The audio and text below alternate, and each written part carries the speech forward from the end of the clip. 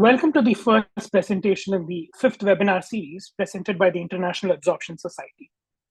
The IAS is an international organization dedicated to advancing adsorption as a solution to scientific, engineering, and human welfare challenges through the promotion of adsorption research and education. We thank everyone for attending the webinar today. The webinar series has been an immense success, and the recordings of previous webinars continue to be viewed on YouTube and Bilibili. This is the first webinar of our fifth series, which we'll continue to have monthly throughout the year. We intend to continue with a variety of speakers from industry, academia, and other research institutes, as well as PhD students and early career researchers. Announcements regarding the fifth series will be distributed through the IAS mailing list and the IAS Twitter feed. Today's webinar will be given by Dr. Darren Broom at Hiden Isochema in Warrington in the United Kingdom. I am Bhubesh Murugappan at the University of Alberta in Canada. Today's webinar will be moderated by David Danachi at Imperial College London in the United Kingdom. We are required to remind attendees and future viewers that the views expressed by the speaker, host, or other moderators are not necessarily those of the IAS or the institutions associated with those individuals.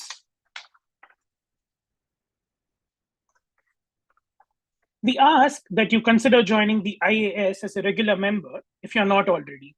Our dues are minimal, only $20 per year, but support the publication of our flagship journal, Adsorption, contribute to travel grants, and workshop seed funding for IAS members and affiliated groups, as well as aid the organization of our triennial conference on the fundamentals of adsorption. Members also receive free access to IAS-supported materials, including our journal, as well as our adsorption database published by Springer Materials. Anyone can follow the IAS on Twitter for future updates regarding IAS events, webinars, and information regarding scientific meetings. Please help us expand our YouTube channel by liking this video and subscribe. I'll now hand it over to David, who will moderate the YouTube Q&A. Thank you, Bhubesh, and thank you to Darren, or Dr. Darren Broom, for joining us for today's webinar session. Darren Broom is currently a product manager for Hiden Isochema in the UK. He received a PhD in materials physics from the University of Salford, also in the UK, in 2003. And was a postdoctoral research fellow at the European Commission's Institute for Energy in the Netherlands from 2004 to 2007, where he was working on hydrogen storage materials. In 2007, he returned to the UK to join Hiden Isochema. In 2011, Springer published his book on the characterization of hydrogen storage materials, and since 2015, he has been a UK representative on the International Energy Agency Hydrogen Technology Collaboration Program, tasks 32 and 40 on hydrogen-based energy storage. More recently, he has been focusing on characterizing adsorbents for gas separations, including the measurement of binary gas adsorption.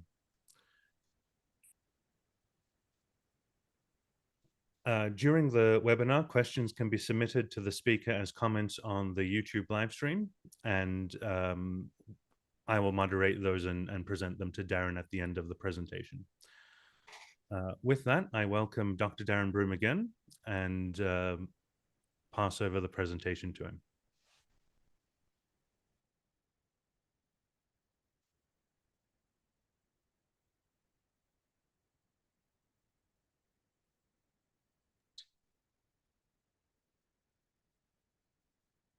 Should I share my screen? Yes, Darren. Go on.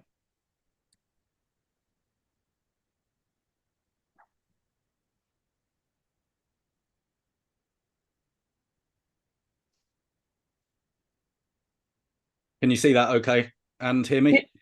Yeah, we're able to see that. We can hear you as well. Okay, great. Thank you for the introduction, David. So today I'm going to be talking to you about challenges in characterizing adsorbents for gas storage and separation. This is actually an accompanying talk to an article I published at the end of last year in the journal Adsorption in a special issue in honour of Dr. Orhan Talu. So I'm going to follow the basic structure of the article. I'm actually cutting out one of the sections, but I'll begin with an introduction. I'll then talk about the requirements for adsorbents for gas separations and for gas storage. I'll then run through some measurement methods, focusing on multi-component gas adsorption equilibria. I'll then talk about challenges for high pressure gas adsorption and for multi-component gas adsorption. I'll discuss some issues around adsorption capacity definitions and then finish with a conclusion. So porous adsorbents have been used for many years for separating gases. PSA, that's pressure swing adsorption, was actually first commercialized back in the 1960s. These applications commercially use adsorbents such as activated carbons or carbon molecular sieves in the case of kinetic separations, as well as zeolites and silica gels. But more recently, there have been a number of new materials reported that have been investigated quite widely for gas storage and separation. These include MOFs and COFs, but also different types of porous organic polymer. Now, I've got some example separations here. I won't go into too much detail, but I've got the processing of industrial gases, so that's the production and purification of gases. We have air separation for nitrogen and oxygen production, helium production, and hydrogen purification, which was actually one of the early commercial uses for PSA. Then we have some energy and environmental separations. That can include biogas purification, natural gas upgrading, so the removal of contaminants from natural gas. And then a big area at the moment is carbon dioxide capture from various gas streams.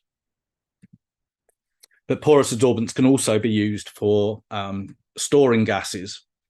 Two of the most investigated gases are the storage of hydrogen and methane, and that's due to their use as energy carriers or fuels in transportation.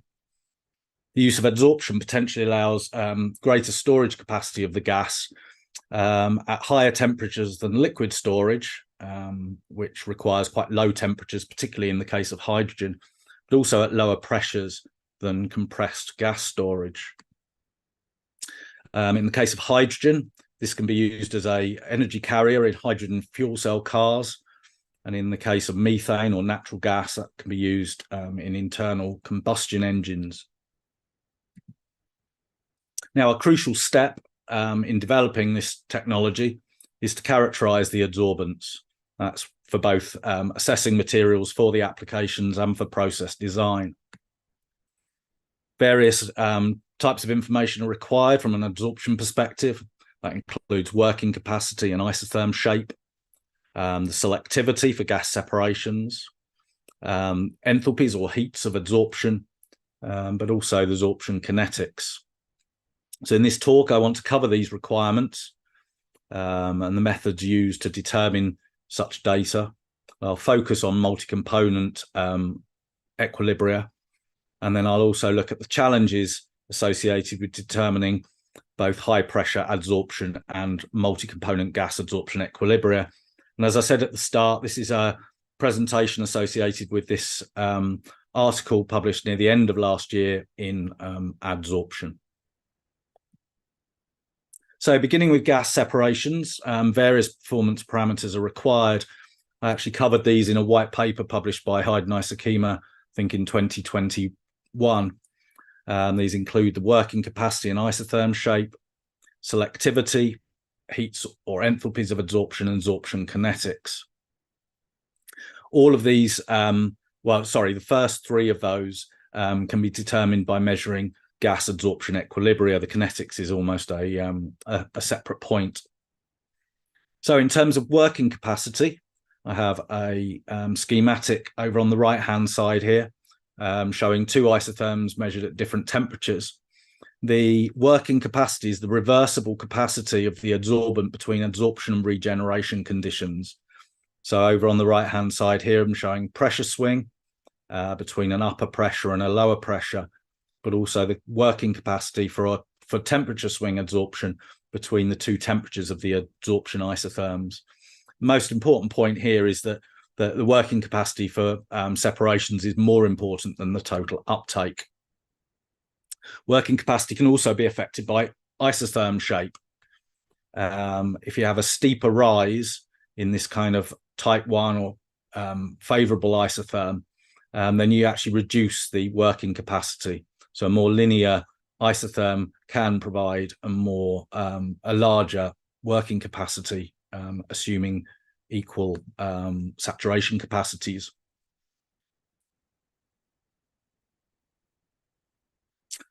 Now, working capacity is important for separations, but also selectivity is crucial too. This can be equilibrium selectivity or kinetic selectivity. These are defined in these ways. So the equilibrium selectivity is the ratio of the two components adsorbed and the partial pressure of those components in the gas phase, while the kinetic selectivity can be calculated using this expression. So it's a ratio of the diffusivities of the two gases. So that's kinetic selectivity is basically used when gases diffuse at significantly different rates through the pores of the material. Now, moving on to the heat of adsorption or the enthalpy of adsorption. This defines the interaction strength between the adsorbate and the adsorbent.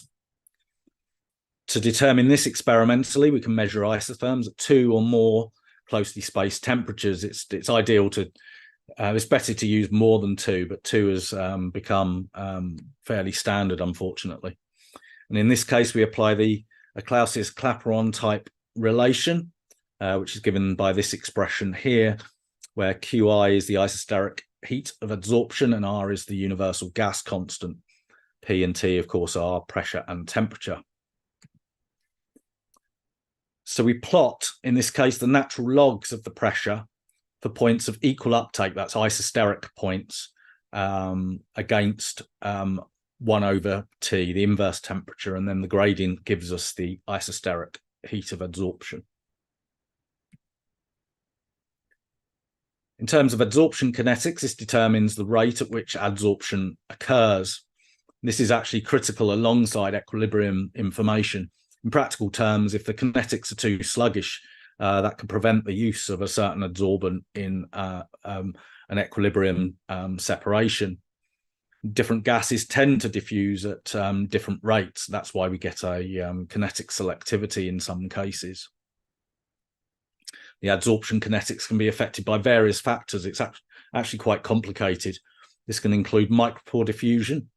So that's Fickian diffusion or diffusion that follows Fick's law.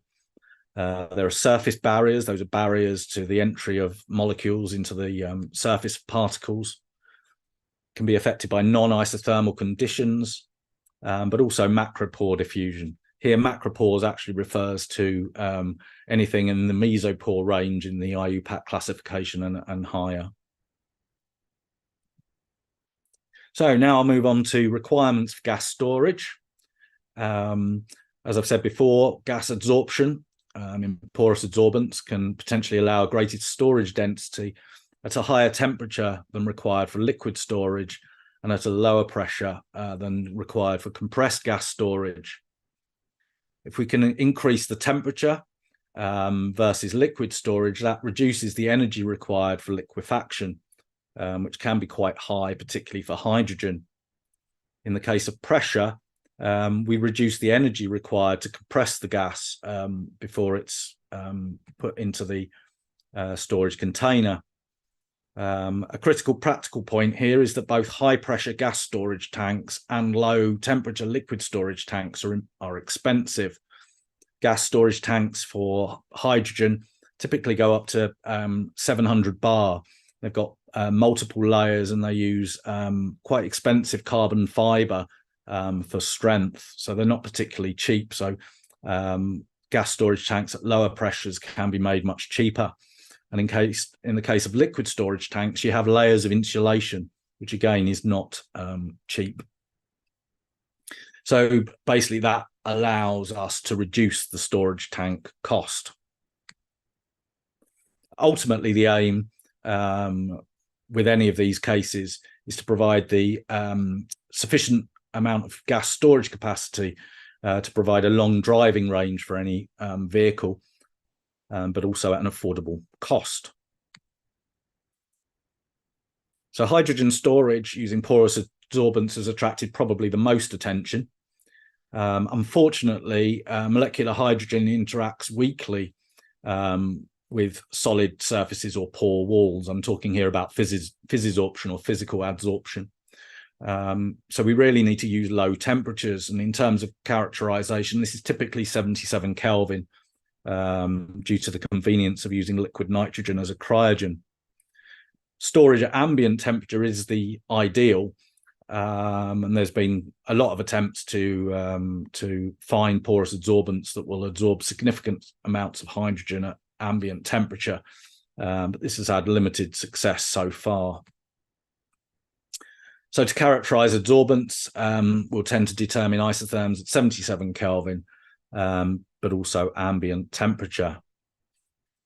A recent trend has also been to look at temperature swings. This can increase the deliverable amount of hydrogen.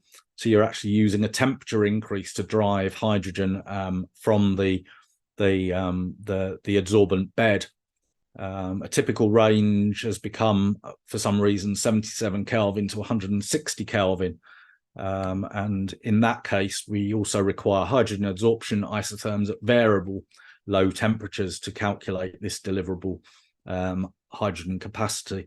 But actually studies looking at variable low temperature hydrogen adsorption are fairly scarce.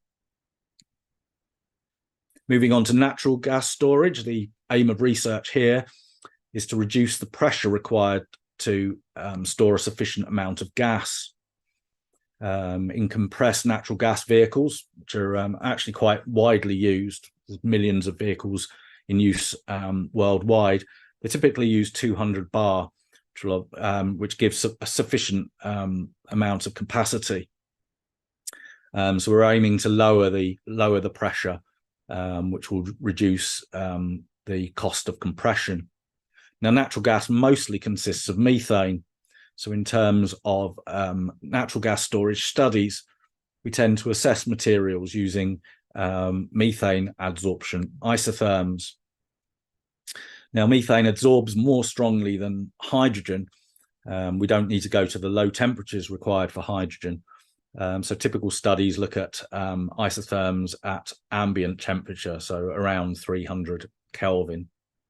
And the focus in the case of natural gas storage tends to be on volumetric capacity, which is different to hydrogen. There's been a traditional focus on gravimetric capacity in the case of hydrogen, even though volumetric capacity is also very important. So as for separations, working capacity is the most important factor here, not total uptake.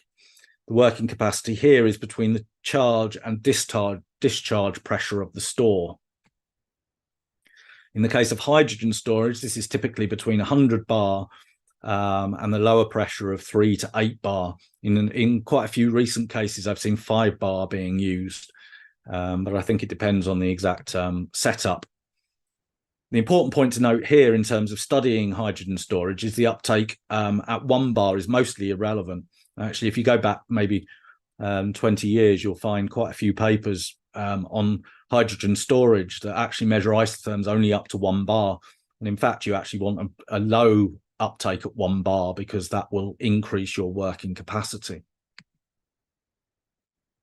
For both hydrogen storage and methane storage, both gravimetric and volumetric capacities are important, despite the traditional focus on gravimetric capacities in the hydrogen case. So in this case, we want to determine both gravimetric and volumetric isotherms. Just 2 more points I want to note here. The first is that natural gas is actually a mixture. It also contains other hydrocarbons such as ethane, smaller amounts of C3 to C7 alkanes, and gas species such as nitrogen and carbon dioxide. So although we measure methane as an initial way of characterizing a material, real-world testing must include these other components. The main practical outcome of this is that the more strongly adsorbing hydrocarbons in natural gas can lead to capacity loss with cycling, because those hydrocarbons will adsorb and will actually stay in the material unless they're really sort of driven off using higher temperatures or something like that. So we get a capacity loss of the adsorbent with cycling in the case of of proper real natural gas. And then also adsorption kinetics for gas storage are still important. In the case of hydrogen generally adsorbs very rapidly. It's quite often too quick to actually measure. Methane is sort of similar, but can be slower. So the kinetics are generally not a problem, but they still do need to be looked at. In the case of methane, the large enthalpy or heat of adsorption can lead to large temperature increases during charging. So rapid charging may be heat transfer limited. So the crucial point here is that you have a number of different stages. You want to rapidly charge a store when you're refueling your vehicle. You then want to slowly discharge as the vehicle is being used. And so these different speeds mean that different properties are important at different stages, and it's the large temperature increase during charging that's the main point here. So now I'll move on to the measurement methods. I'll start with single component manometric and gravimetric measurements, but then look at a series of multi-component measurements, starting with closed volumetric systems, then move on to open volumetric or breakthrough or dynamic column breakthrough systems. Method quite often called total desorption, and then combined volumetric gravimetric systems and the new integral mass balance method that was introduced fairly recently. It's interesting to note that some of these multi-component methods have been used for a long time, since at least the 1920s. I think that's mainly the closed volumetric approach and total desorption. The apparatus used in those days, though, was mostly sort of elaborate glassware. The more modern methods or modern versions date back more to the 1980s and 1990s. So beginning with the gravimetric technique, in this case we use a microbalance, which is housed in a vacuum and pressure compatible chamber. Have a schematic over on the left-hand side where we have a sample suspended from the balance arm with the counterweight on the other side. We have a pressure measurement and then a way of introducing gas and evacuating the system. So the measurement begins under vacuum, so we degas the sample. We then apply a pressure to the microbalance chamber, and then we monitor the weight change as a result of adsorption by the sample. And then the buoyancy corrected value of the sample weight at equilibrium is used to determine the amount of gas adsorbed. This process is then repeated until a full isotherm has been measured. In contrast with the manometric technique, uses the real gas law to perform molar balance calculations in an instrument of known internal volume. So I have another schematic over on the left-hand side with a calibrated dosing volume, V1, a sample cell containing the sample, V2, with a valve separating the two. We first evacuate the instrument. Again, we're degassing the sample in that case. And then we hold the volume V2, the sample cell, under vacuum. We pressurize volume V1 to an initial pressure, and then dose gas to the sample by opening the separating valve between those two volumes. And then we measure the final pressure in order to calculate the amount of gas adsorbed. And then to measure an entire isotherm, we repeat the pressurization and dosing process, calculating a molar amount adsorbed at each stage, and we sum those up through the course of an isotherm. to measure the total amount adsorbed at the highest pressure. Both of these techniques are good for measuring pure gas adsorption, but when we're looking at multi-component adsorption, the mixtures involved require an additional method to determine the composition of the gas and the adsorbed phase. There are some methods that can be used to study gas mixture adsorption, but in some cases it's not possible to check results for thermodynamic consistency. This is a point I wanted to make, because, for example, an article published in 2022 by Danny Shade, Crystal Walton, David Scholl, covered 18 different techniques for measuring mixed gas adsorption, but several of these produce results that cannot be tested for thermodynamic consistency. So it's a subset of methods that can be tested for thermodynamic consistency. The importance of this was emphasized by Surkar in 2006 when he wrote, "It is essential that pure and binary gas adsorption equilibrium data used for adsorptive process design obey these consistency tests for reliable multi-component data extrapolation and interpolation." I also want to mention that some of the very early multi-component measurements, going back maybe to the 1920s and 1930s, were later looked at in terms of thermodynamic consistency tests. And it was found that they were unlikely to be measured either under equilibrium or that they contained too few data points to actually test the thermodynamic consistency. So the thermodynamic consistency tests are also important to confirm the reliability of data, whether you're using that for process design or just for materials assessment. So I'll now run through each of the main multi-component measurement methods. So we have closed volumetric systems. I have a schematic over on the right-hand side. It has two calibrated volumes, V1 and V2, an adsorbent column, and then a circulation pump for circulating the gas mixture through the bed.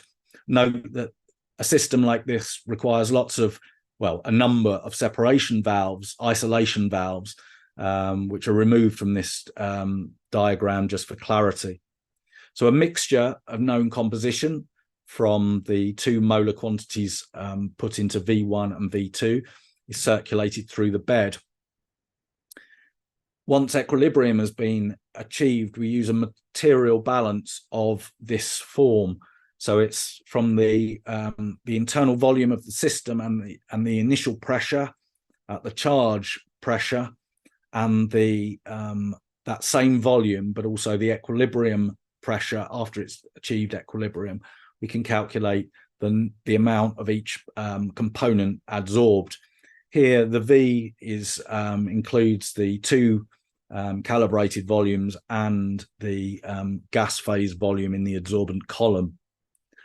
This method can be quite accurate, but it's laborious to perform, and there's no real control over the final state.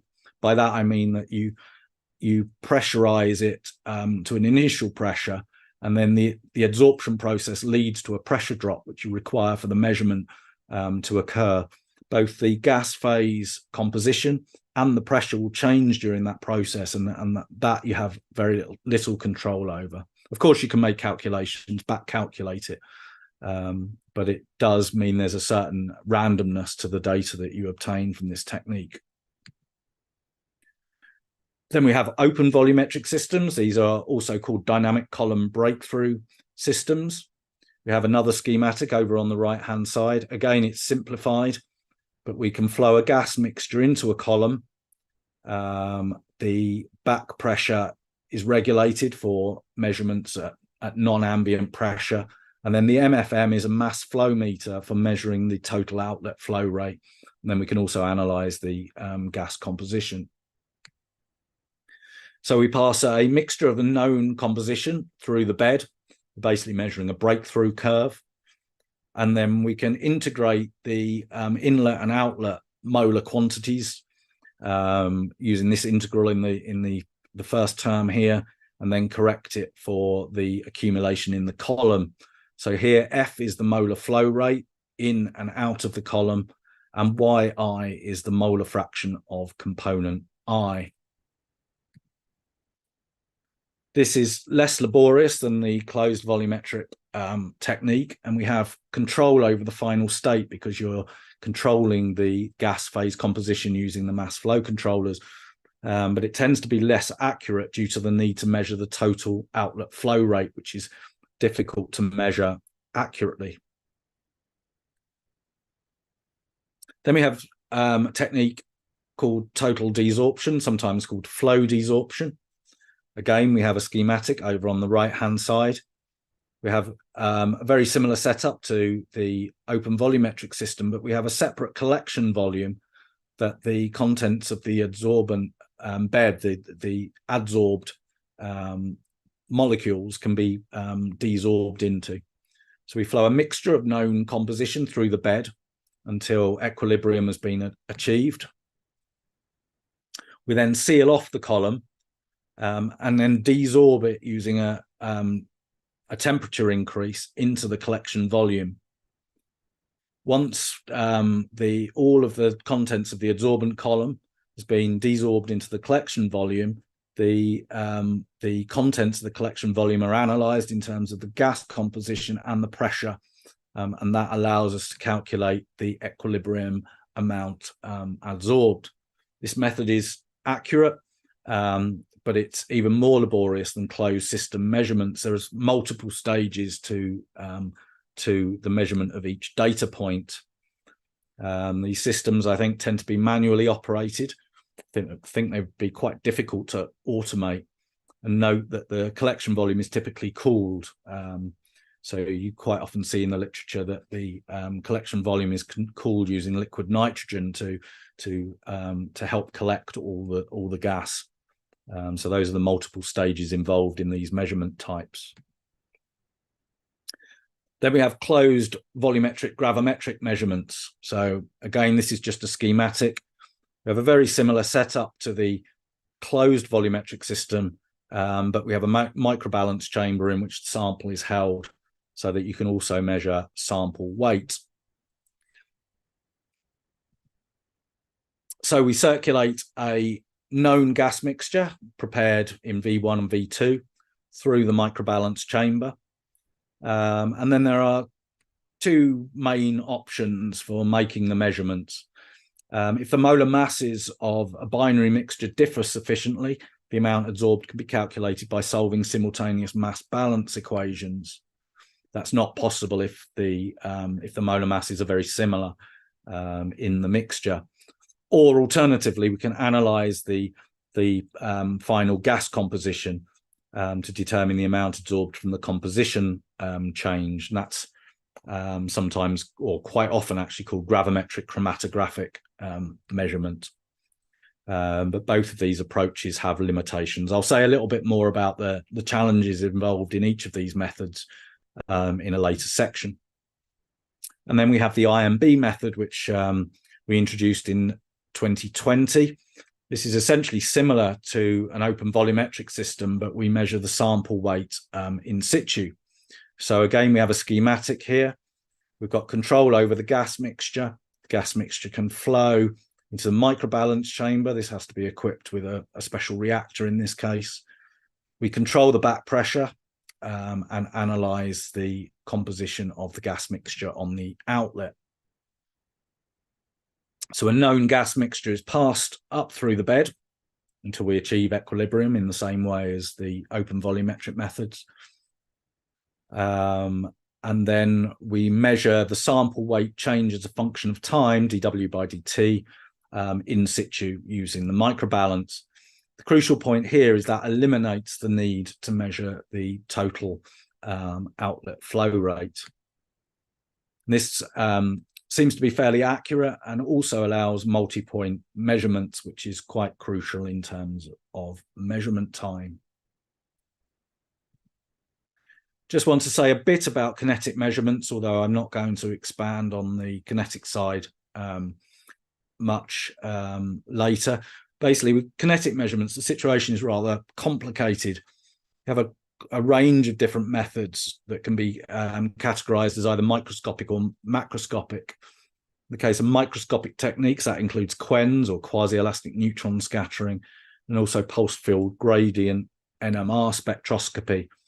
Whereas macroscopic techniques include the use of manometric or gravimetric instruments, as I introduced earlier, but also other specialist techniques such as frequency response. But these different techniques measure adsorption or diffusion over different length scales. Actually, QENS and NMR spectroscopy measure diffusion over different length scales themselves. QENS looks at a really quite the sort of nanometer scale, sort of over the course of a unit cells or something, whereas NMR looks at slightly longer length scales. But macroscopic techniques goes up to the sort of the particle size, or in fact the entire bed. But they also look at diffusion under different conditions. So microscopic techniques tend to measure diffusion under equilibrium. So the gas is still diffusing through the pore network, but there aren't transient conditions. Whereas macroscopic techniques tend to measure diffusion under these transient conditions. So we apply a step change in pressure, for example, and then look at the kinetics as a function of time. So with macroscopic kinetic measurements, which are more common, most of these macroscopic techniques involve perturbing the system in some way, and then we're basically just measuring the response to that perturbation in order to determine the adsorption or desorption kinetics. So when we're using the gravimetric technique, we change the pressure, we ramp the pressure up in the microbalance chamber, and then we measure the weight response to look at kinetics. With a manometric instrument, we change the pressure, the dosing pressure, and then we measure the pressure response. That gives us kinetic information. When it comes to frequency response methods, we change the volume or the flow rate cyclically and measure the pressure or flow rate response. So in terms of changing volume, we change the volume, that leads to a pressure change, which is affected by the kinetics. And in each case, the response provides information regarding the kinetics of the system.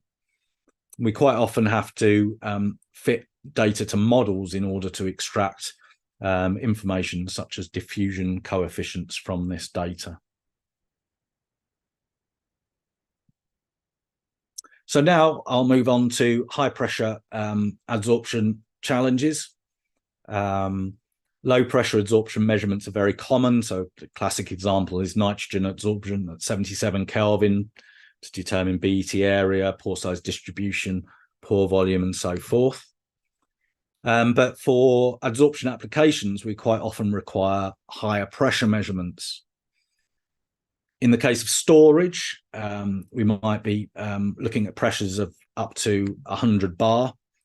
But in terms of gas separations, most will involve some kind of overpressure. I know there are separations, particularly with natural gas, that can go up to tens of bars. But even sort of air separation or something, you might be looking at 7 bar and so forth. Now, you have to take a lot of care with low pressure measurements because you can get errors in measurements from various factors. But when we go to higher pressures, the difficulties increase significantly. So looking at the two techniques now. In the case of the manometric technique, we're summing molar quantities through the course of an adsorption isotherm measurement. And this can lead to large overall errors from small errors in some of the measured parameters. I've got an expression here, which the details don't really matter, but it's basically expressing the number of moles adsorbed at adsorption isotherm step M from 3 real gas terms. So you have pressure, volume, the compressibility of the gas, temperature, but also the density of the solid and the volume of the sample cell. And errors in any of these parameters can result in large errors in the calculated molar amount adsorbed. So essentially, if you imagine you have a density, the density of your solid in this expression has a reasonable error on it, that will create quite a large error in the calculated number of moles. In the gravimetric technique, you don't get that same accumulation of error, but that doesn't mean there aren't problems. The main source of error is from the buoyancy correction. So I mentioned that briefly during my original description of the gravimetric technique. Got a simpler expression here.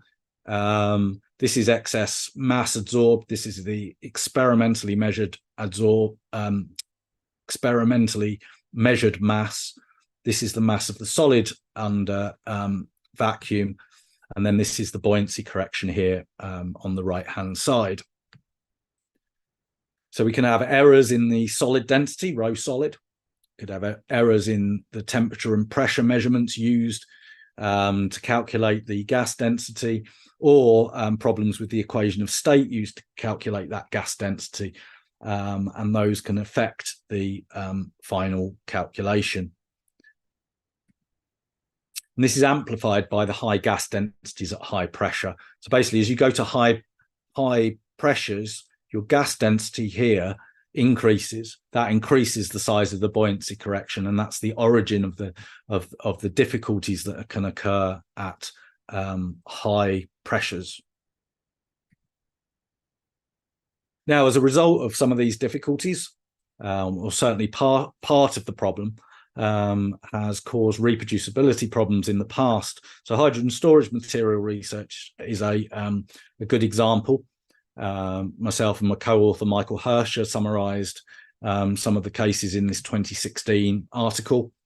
We were motivated to write this by continuing problems in the literature, but there was also no clear overview of the story, really. So newcomers must work quite hard to untangle the story from the original publications. So there are a number of examples, including different carbon nanostructures, boron nitride nanotubes, conducting polymers, MOFs, and hydrogen storage by spillover are all affected. And some of the studies we cover actually are containing irreproducible data are still being cited regularly. So you have to be quite careful when looking at hydrogen storage data. Now, I didn't show this data in the recent adsorption paper, but in 2009, 14 European laboratories measured hydrogen adsorption by a carbon molecular sieve and found somewhat surprising results. On the left-hand side, you have the 77 Kelvin measurements, and on the right-hand side, you have the ambient temperature measurements. So you can see at the lower pressures, there was probably reasonable agreement, but by the time you've got to about 10 bar or 1 megapascal, there's a really big spread in the data. And in fact, on the ambient temperature measurements are to some extent worse because of these two data sets here. Sorry, I keep moving that on. Yeah, so we have two data sets that are clear outliers, and then once you get to the higher pressures, although there's a cluster of data sets that are roughly in agreement, there's still quite a wide spread in data. 10 years later, in 2019, another interlaboratory exercise was published. This showed better agreement, certainly at ambient temperature and low pressures. So these are the plots over on the left-hand side for ambient temperature. But the 77 Kelvin data still showed problems once you get above, say, about 20 bar. In this case, the grey line for sample 1 in the top plot is a known outlier, and that was due to a dead volume calibration error in that case.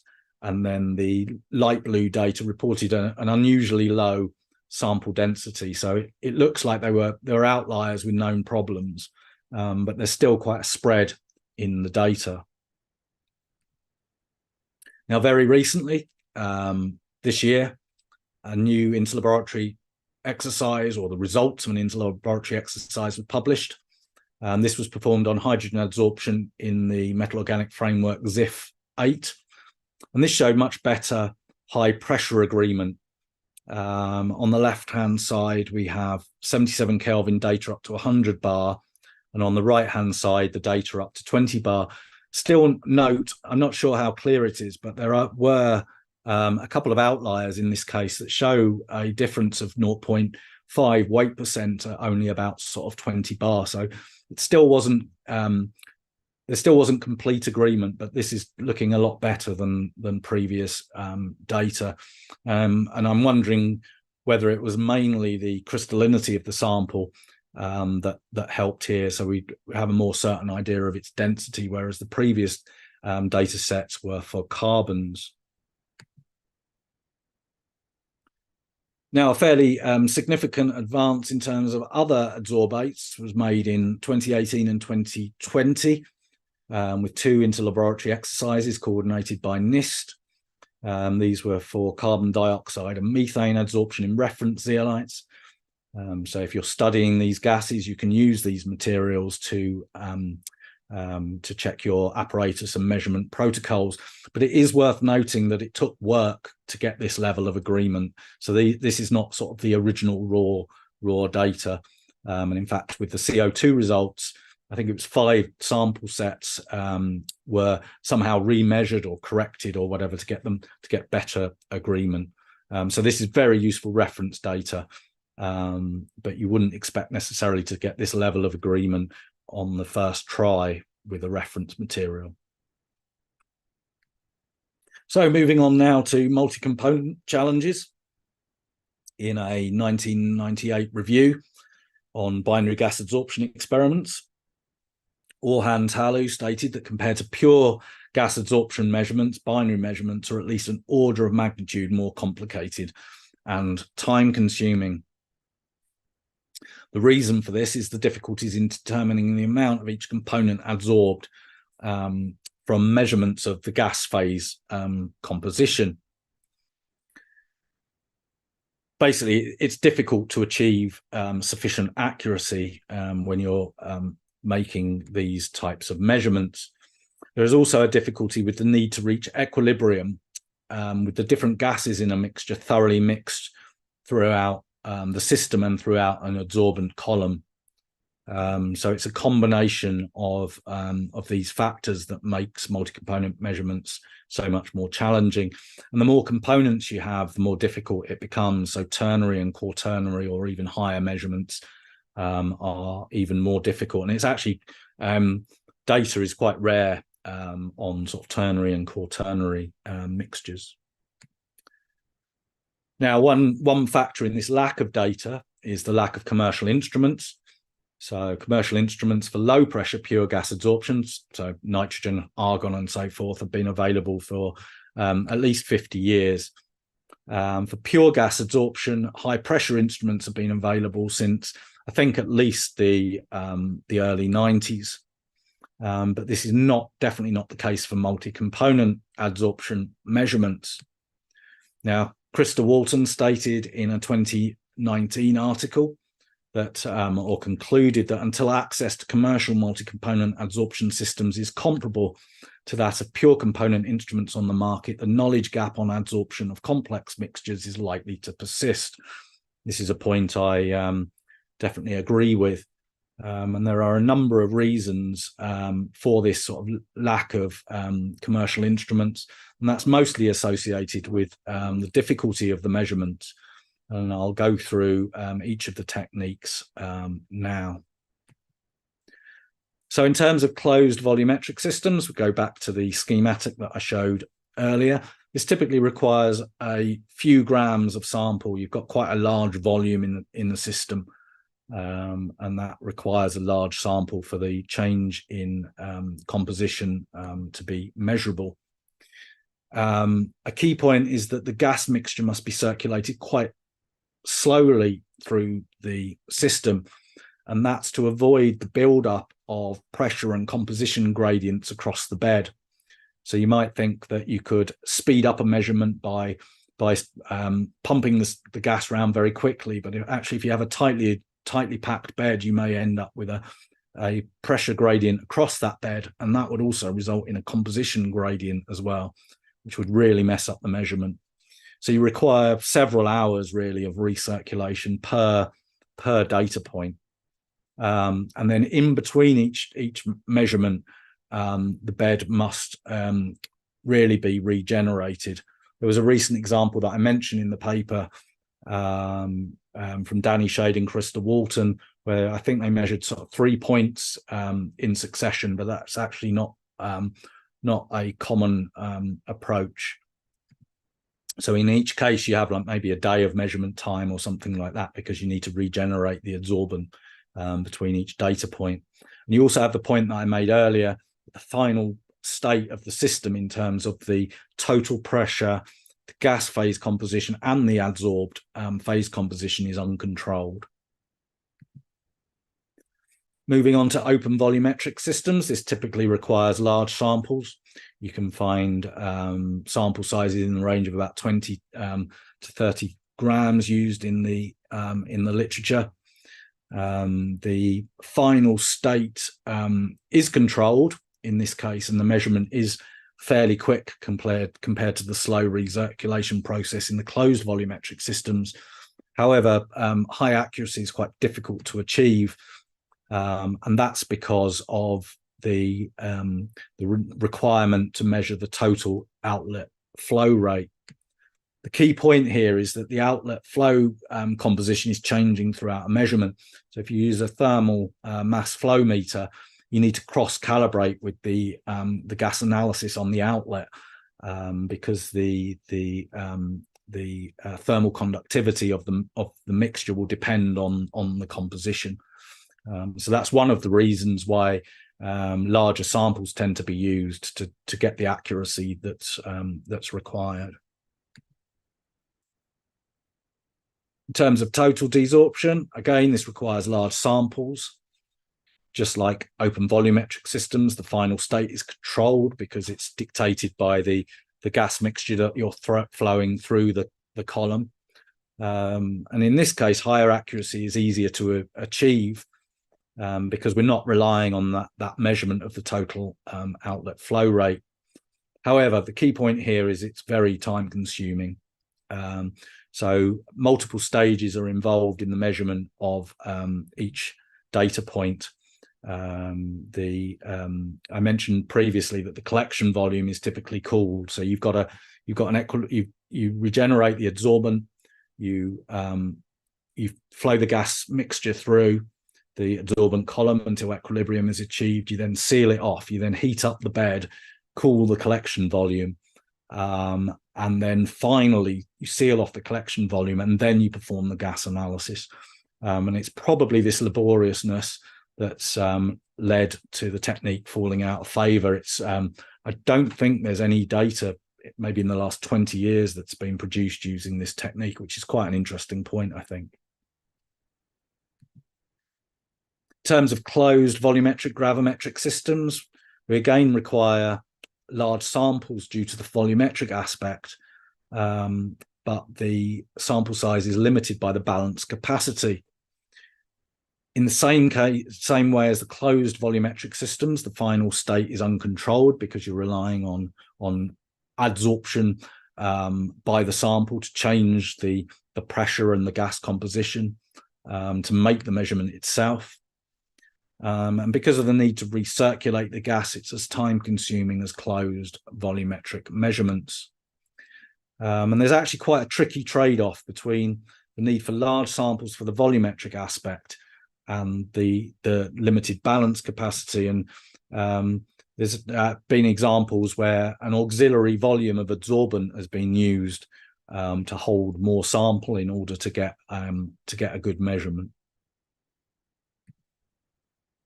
And then we have the IMB method. This requires relatively small samples, although we still use 3.5 grams to demonstrate the technique, which is still enough certainly to frighten moth chemists. The final state is controlled, and you can actually make multi-point isotherm measurements, which speeds up the measurement process considerably.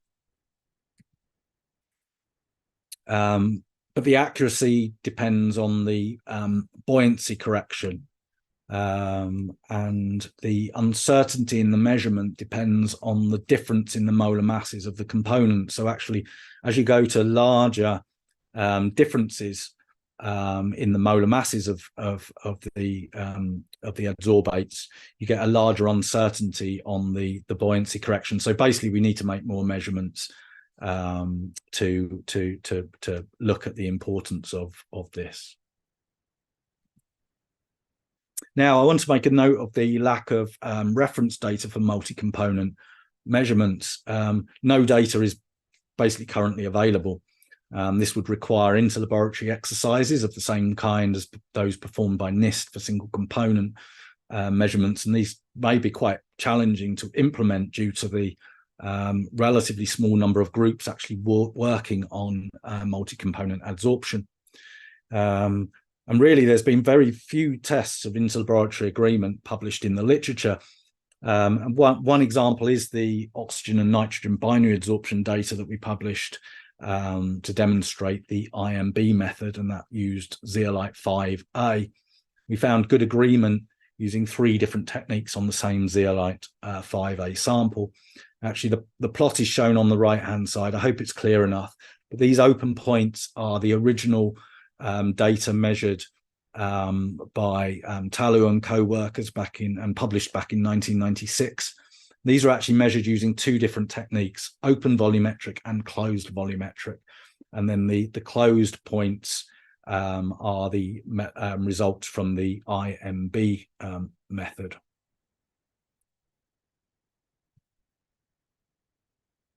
And in terms of reproducibility, there was a paper published by David Scholl and co-workers in 2021, compiled a database of binary adsorption data, and then they used it to look at reproducibility in cases where they had enough data. And these are the plots for the comparison of CO2 and methane adsorption on zeolite 13X at around ambient temperature. And they found that the selectivities for CO2 varied considerably. So it's worth looking at the axis over here on the left-hand side. So we had selectivities in a pressure range of going up to 13 bar that ranged from, I think these blue points were actually about 3 up to nearly 90.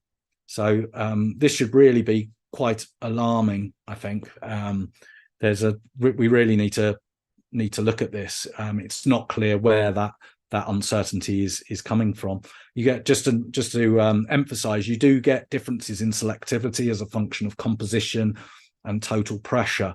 But some of these variations, if you look down at 1 bar, if I can use the pointer here, you've got the nearly 90 value going down to just over 20 at ambient pressure in 3 different studies. So this is really quite poor agreement.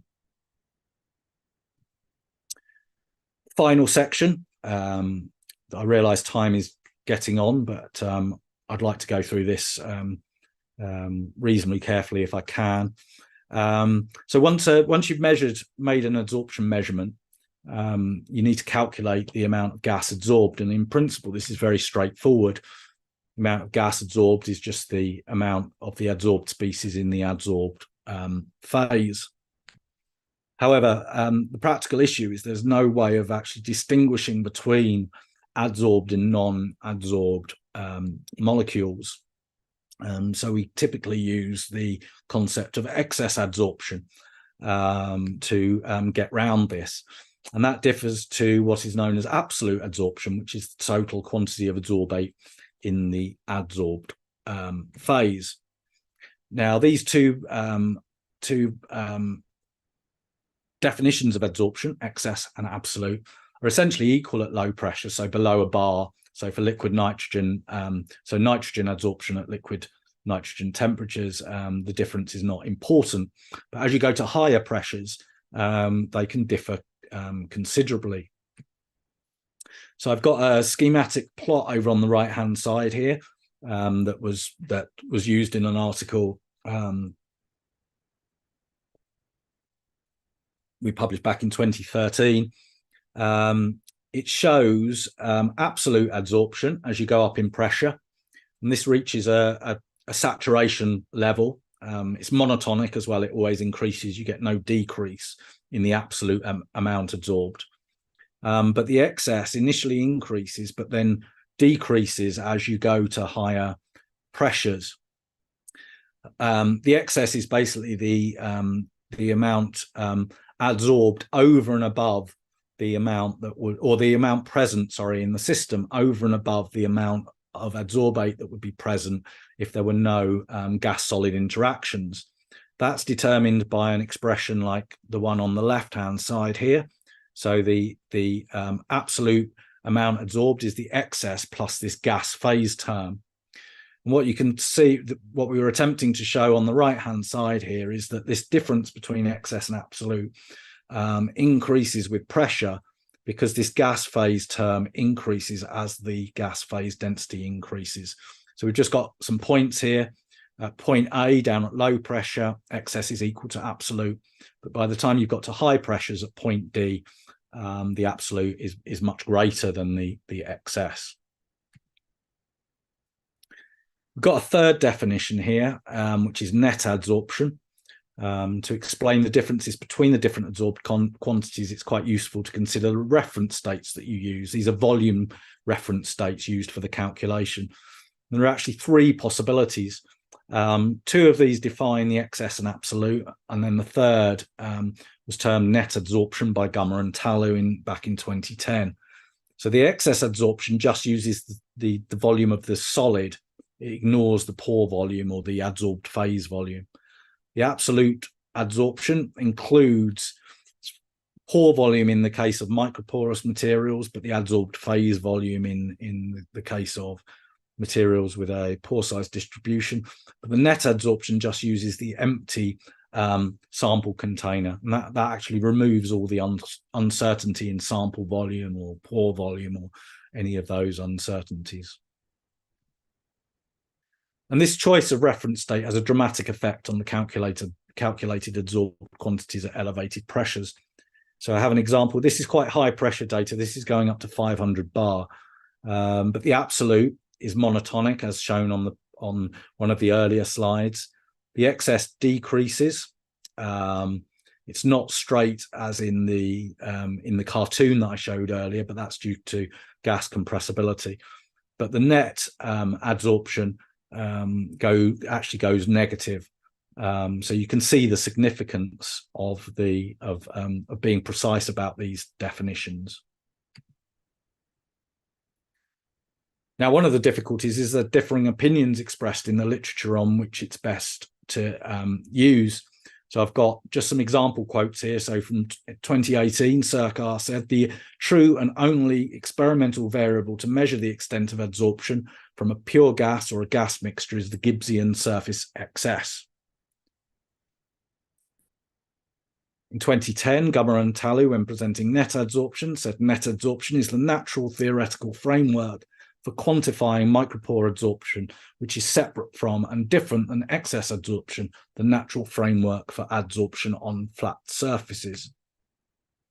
While Alan Myers and Peter Monson in 2014 said the choice is either to accept the potential errors in absolute adsorption associated with the pore volume estimates or the clear flaws in the Gibbs excess formalism of adsorption thermodynamics.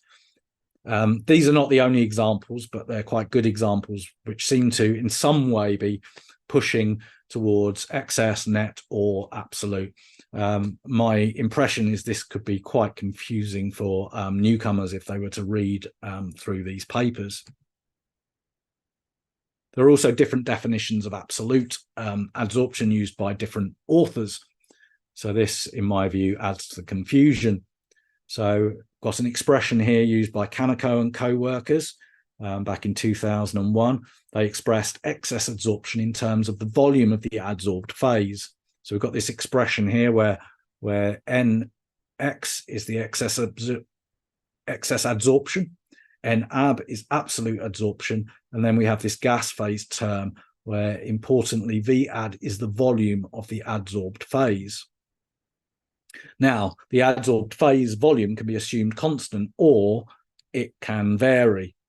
But in the case of the Myers and Monson paper in 2014, they defined absolute as using this expression down here, where VP is the pore volume. So actually, absolute adsorption was defined in terms of pore volume rather than the adsorbed phase volume. In order to calculate absolute adsorption, we can make different assumptions about the adsorbed phase, and that adds further uncertainty. So we can assume a constant volume. So, for example, the volume of the adsorbed phase is equal to the pore volume. Or we can assume a constant density. So, for example, the density of the adsorbed phase is equal to the density of the liquid. But these are assumptions, and none of them are likely to be entirely accurate. So even if you're using pore volume, which may seem quite reasonable for purely microporous materials, and that's what Myers and Monson intended, that definition was for purely microporous materials, the pore volume will depend on how it is defined and determined. And I've just put this graphic in from the IUPAC recommendations on the right-hand side. That this shows surface area being depending on how it is defined and the radius of the probe. Well, it will be similar in terms of pore volume. We also have different capacities used for different applications. Don't need to go on about this too much, but different units are used. So weight percent is common in hydrogen storage studies, whereas V over V is common in methane storage. But this is different to moles per gram, which is recommended in the IUPAC guidelines. For storage studies, we're interested in gravimetric and volumetric capacities. And crucially, as I was trying to emphasize earlier, working gravimetric and volumetric capacities, and those will be different for different applications. And potentially the gravimetric and volumetric capacities could be expressed in terms of net, excess, and absolute adsorption. So there are lots of different combinations that essentially authors are free to choose. And there's also a fourth term called total adsorption, which is used in some hydrogen storage studies. And in my view, that just adds to the confusion. So just some final comments before concluding. I think that actually dismissing one or more of net excess or absolute adsorption due to the drawbacks of each of their drawbacks seems unnecessarily extreme. I think net adsorption clearly contains the least uncertainty because you don't have uncertainty over the sample volume, which is determined using helium, or uncertainties over the adsorbed phase volume, either the assumption you're using or the pore volume measurements. But to me, absolute adsorption seems inappropriate for actually reporting raw experimental data, and that's because you have to make some assumption about the adsorbed phase volume or density. So you're taking the experimental data and then adding in this other term for the calculation. But I also think it's fine to provide calculated absolute adsorbed quantities alongside sort of the experimental net or excess. And I'd say it's perhaps best just to use the definition most appropriate to the application. And I'd say that I didn't really make this point in the paper, but I think reporting experimental data is different to other uses, such as simulating adsorption column dynamics or behavior. So I really think different definitions could be useful in different ways, in different scenarios, and that makes it difficult to just really simplify. And finally, I think it would be valuable actually if we could produce some formal guidelines on these different definitions and how they're used. That would clear up the confusion that I see in the literature. And with that, I'll conclude. So I think there's a number of challenges associated with characterizing adsorbents for gas storage and separation. I also think these challenges make for interesting research questions in the coming years. The measurement of high-pressure gas adsorption isotherms can be subject to significant error. That's been demonstrated by problems in the literature, but also by interlaboratory exercises where agreement has been difficult to achieve. The measurement of multi-component gas adsorption remains difficult. That's due to required sample sizes for most of the techniques, time-consuming nature of the methods, but also the challenge of achieving high accuracy. There has been some progress recently, which I tried to highlight in the paper, but I think there's still much to do. And then care must be taken when you're calculating adsorbed quantities, particularly at high pressures, due to the different definitions of adsorption capacity and variations also in how each of the definitions are precisely defined. And I think the development of formal guidelines on adsorption definitions would be really quite valuable.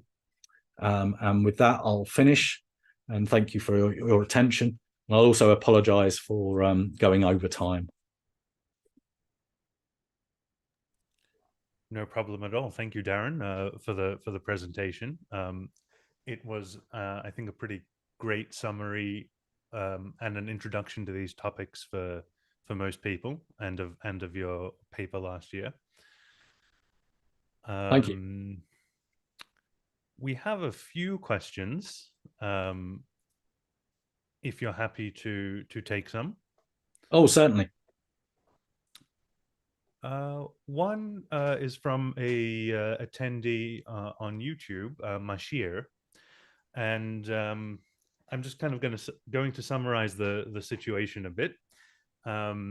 He or they have an ionic liquid impregnated polymeric membrane, and they only have access to TGA, and they would like to measure CO2 uptake of this material. And do you have any suggestions or recommendations for them in performing this measurement? Well, I would say that making gravimetric measurements would be more suitable in the case of ionic liquids. It's actually, if it's ionic liquid supported in, was it porous membrane? Yeah, polymer. correct. Yeah, polymeric porous membrane. Yeah. Yeah, so that's actually more absorption than adsorption. So you won't actually have the same problems with the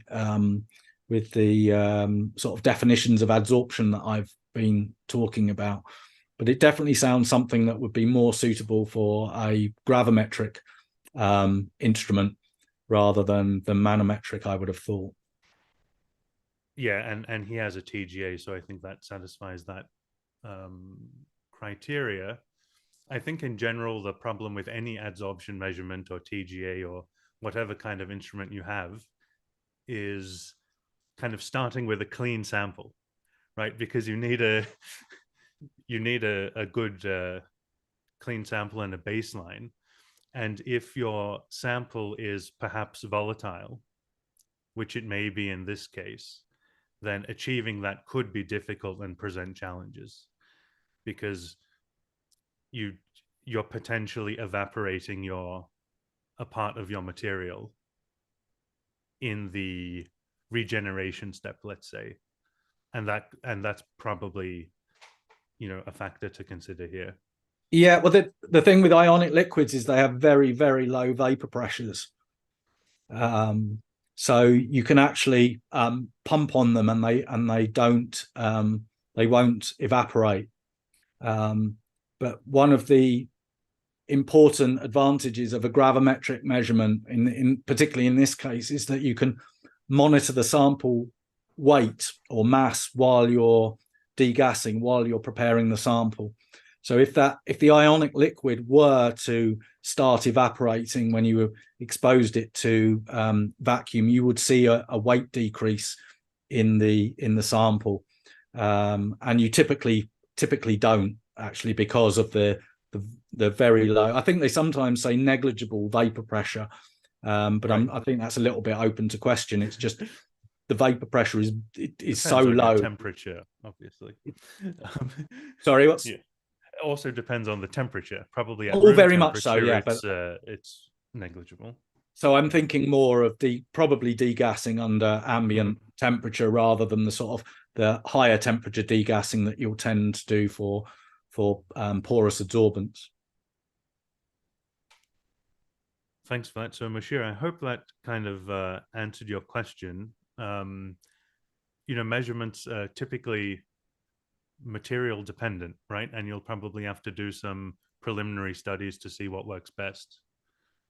I could perhaps add that there is a significant difference between the gravimetric instruments typically measured for measuring isotherms and standard TGA. So I don't know whether TGA would be particularly useful. You don't have the long-term balance stability that's required for gravimetric absorption measurements with a TGA. You need the balance to be stable over relatively long periods, and the instruments that are typically used for measuring absorption or adsorption isotherms tend to have quite a clean environment, whereas TGA can just be done in a carrier gas. So there is an important distinction there between just standard TGA and the gravimetric instruments that are required for absorption isotherm measurements. Great, thank you. He says thanks. So I assume that's good. A few attendees, Timmy and Hajia, say great talk. And another, Isabel, says they have had good success with gravimetric measurements for ionic liquid composite materials. So there's some feedback there. Excellent.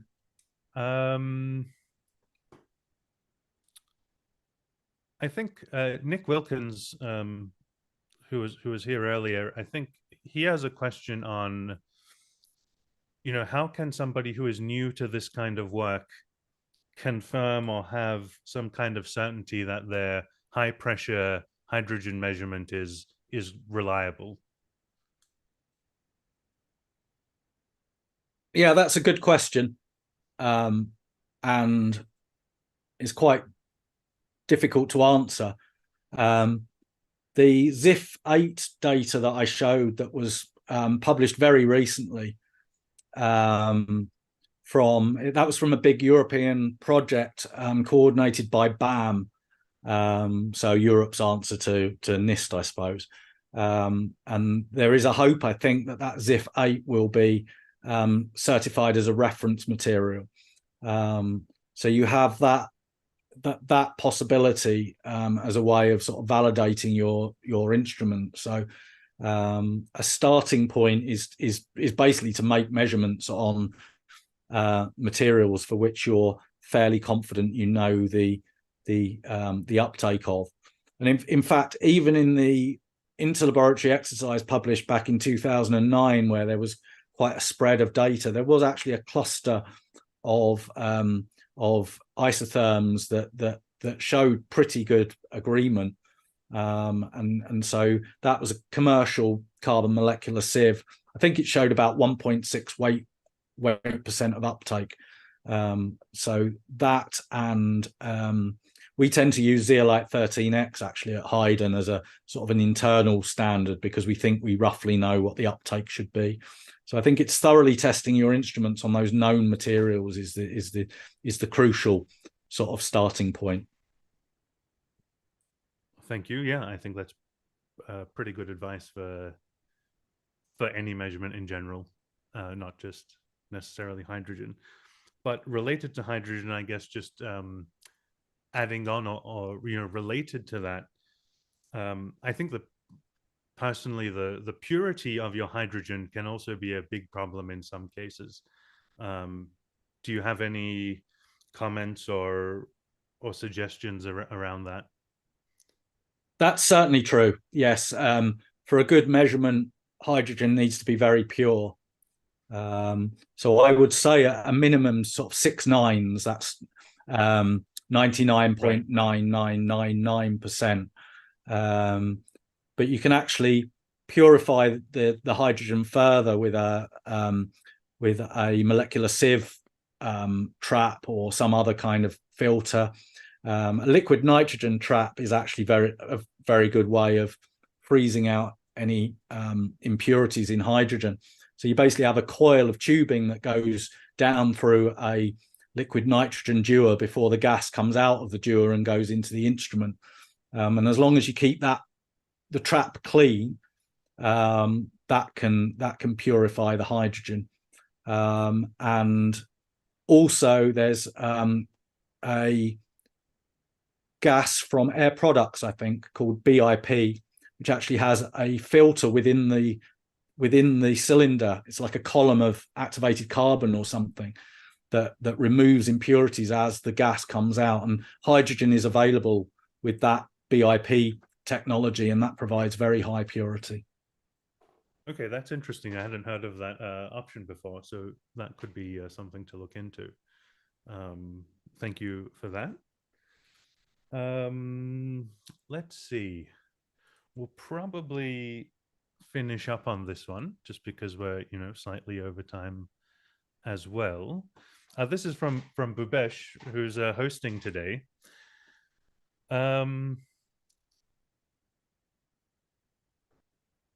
I'll combine a couple into one.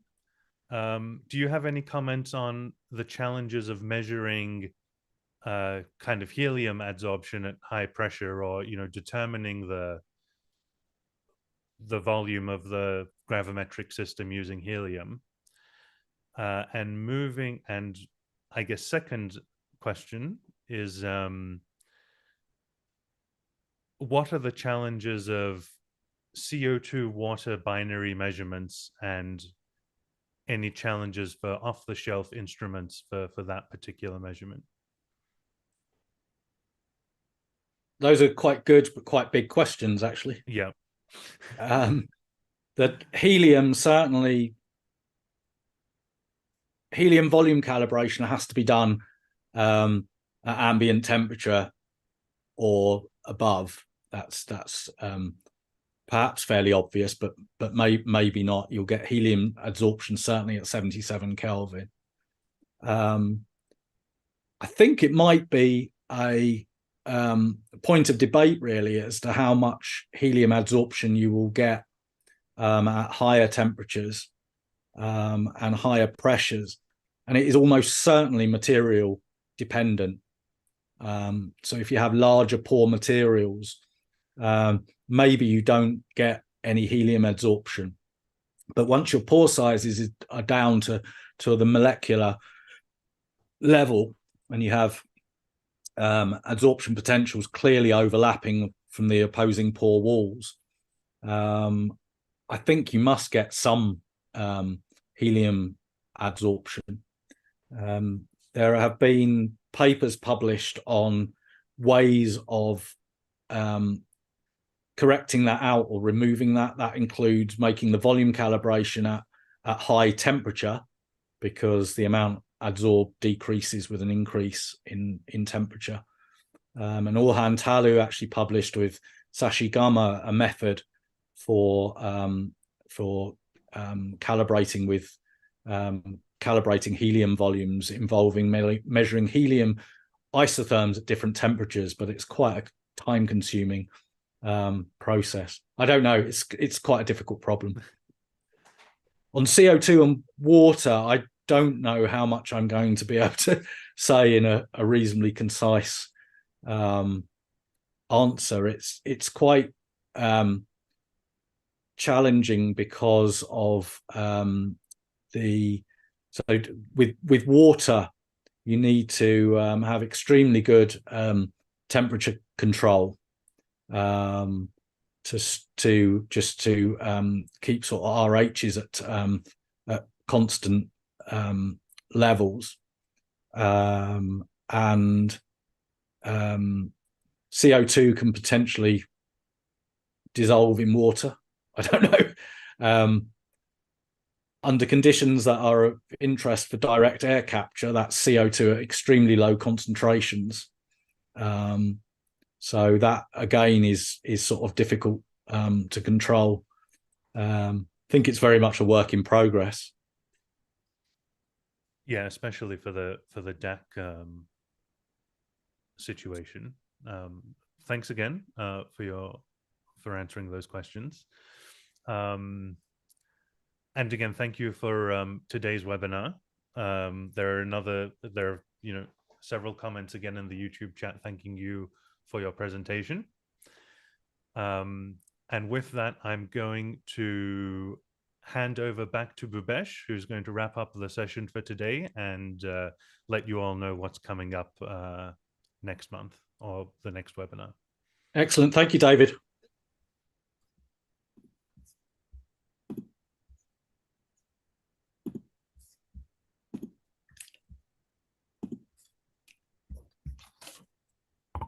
Thank you, Dr. Broom, for your presentation on challenges in characterizing adsorbents for gas storage and separation.